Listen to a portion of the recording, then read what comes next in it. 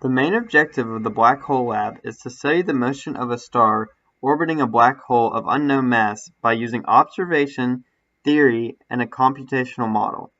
After analyzing the results, an estimate of the mass of the black hole will be calculated.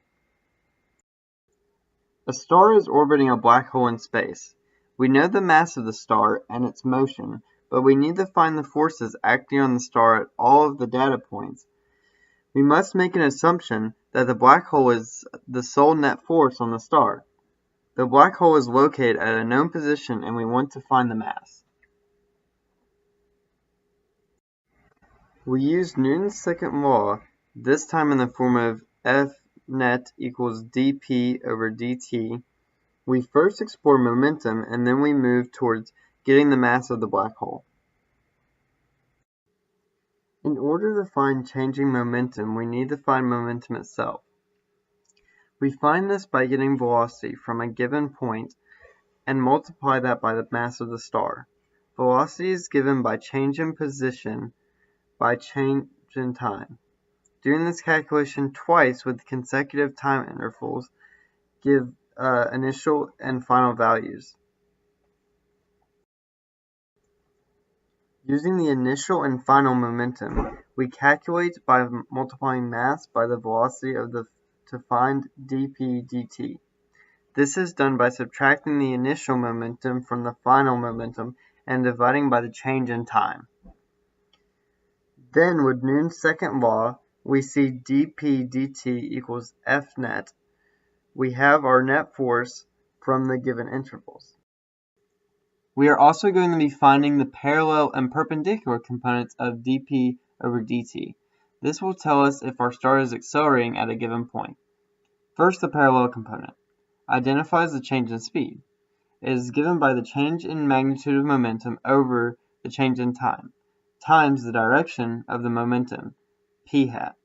Following Newton's second law, F net parallel equals dp dt parallel. Perpendicular is similar. dp dt is the sum of dp dt's parallel plus dp dt perpendicular. dp dt perpendicular is equal to dp dt minus dp dt parallel. This value gives a relative direction change related to the curvature of the elliptical orbit. Once more, F net perpendicular equals dp dt perpendicular. Finally, the mass of the black hole can be calculated. As mentioned, F net is equal to the force of gravity. The mass of the black hole is equal to the magnitude of the F net times the magnitude of the distance squared over the mass of the star times the universal gravitational constant. By now, all of the constants are identified, so we can plug that into our code. The last number that appears in the VPython shell is the mass. I found my mass to be 1.03669 times 10 to the 35th. When I run the module, you can see that the star makes an elliptical orbit around the black hole. The black hole arrow tracing the path of the star is the parallel component of the net force. The red arrow perpendicular to the path of motion is a perpendicular component of the net force. The yellow arrow between the two arrows is the net force, which is the sum of the parallel and perpendicular components. The arrows are larger the closer the star gets to the black hole, and they get smaller the further the star gets from the black hole because the gravitational force on the star by the black hole is not as strong with increasing distance. What does it mean? We are asked to relate F net perpendicular and dp dt perpendicular and F net parallel and dp dt parallel.